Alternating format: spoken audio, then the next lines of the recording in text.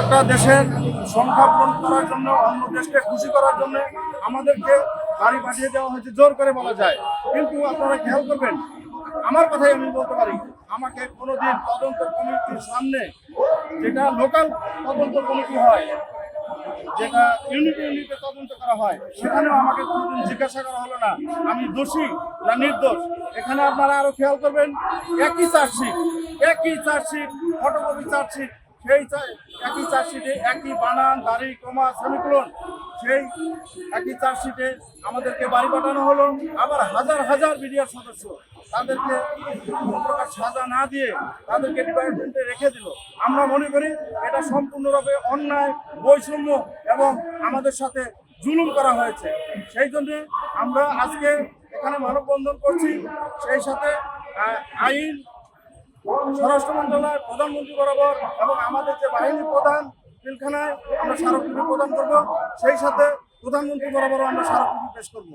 অনতিবিলম্বে আমাদের যে পূর্বে যে ইন্টারিম সরকার ছিল, তারা, আপনারা হয়তো জানেন, আমাদের বিডিআরকে নিয়ে একটা স্বাধীন তদন্ত কমিটি গঠন করা হয়েছিল, কিন্তু সেই কমিটিটা এখনো জনসমক্ষে প্রকাশ করা হয় নাই। আমরা তার দাবিও জানাচ্ছি স্মারকলিপির মধ্যে। সেই সাথে আমাদের যাদের বয়স হয়ে গেছে, আইনগতভাবেই তারা চাকরিতে যেতে পারবে না, তাদেরকে সকল প্রকার সুযোগ সুবিধা দিতে হবে। এবং যারা বাধ্যতামূলক এবং ডিসমিস, আপনারা হয়তো বললে বুঝতে পারবেন, এখানে 3 ধরনের সাজা আছে। একটা হলো ডিসমিস, যাদের কোনো প্রকারের একটা টাকাও তাদেরকে দেওয়া হয় নাই। আর যারা ওই সময় চাকরি 10 বছরের উপরে হয়েছিল, 10 বছর চুক্তি হয়েছিল, তাদেরকে ওই সময় লামসাম কিছু টাকা দিয়ে তাদেরকে বাড়ি পাঠানো হয়েছে, পেনশনের আওতায়। আবার 10 বছরের নিচে যে সৈনিক ছিল, তাদেরকে কোনো প্রকারের সুযোগ সুবিধা দেওয়া হয় নাই। 9 বছর 9 মাস চাকরি হলেও আইনগত কারণে তাদেরকে কোনো প্রকারের অর্থ বলেন, কোনো প্রকারের সুযোগ সুবিধা দেওয়া হয় না। অথচ এই লোকগুলো অনেক একেবারেই নির্দোষ। আমরা বুকে হাত দিয়ে বলতে পারি, সরকার যদি মনে করে আমাদের এই অধিনায়কের ছামারি কোর্টের সকল সদস্যকে পুনরায় তদন্ত করুক, আমরা তদন্ত কমিটির সামনে গিয়ে আমাদের বক্তব্যটা দিতে আমরা রাজি আছি।